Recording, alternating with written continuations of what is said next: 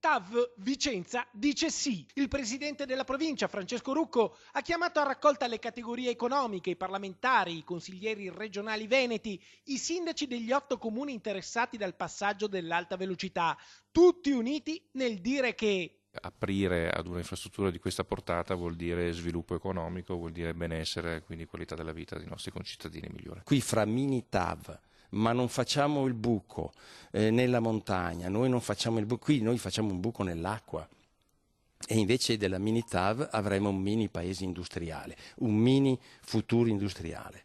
Ecco quindi che il sì deciso che oggi è uscito da questa aula, secondo me è molto importante. Oggi le categorie economiche, i sindacati, gli amministratori siamo tutti favorevoli e ovviamente faremo di tutto affinché quest'opera non possa ancora slittare. a Vicenza gli stati generali della TAV decretano che l'opera deve essere sostenuta e portata avanti. Per questo verrà sottoscritto un documento entro 25 giorni. Ci dovrebbero ascoltare perché siamo i rappresentanti del territorio. Siamo i rappresentanti del territorio, eppure balza subito agli occhi che oggi nel summit a Palazzo Nievo ci sono alcune poltrone rimaste vuote.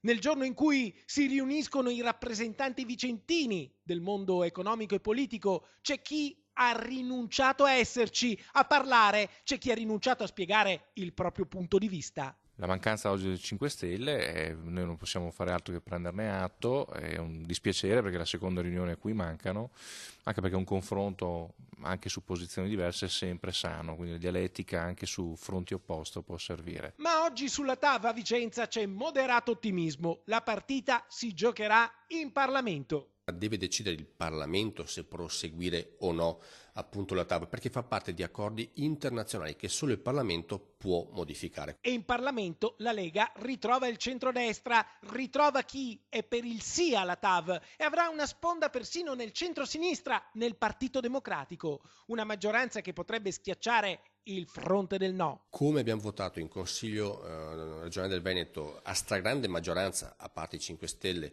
di dire sì TAV, sì alta capacità, sia il quadruplicamento della tratta che in questo momento è a solo 2 binari tra Brescia e Padova ed è insufficiente per le merci che devono muoversi nel nostro territorio, anche in Parlamento mi auguro che in maniera trasversale e ripeto guardando al futuro del Paese ci sia un voto a favore di questa strategica infrastruttura.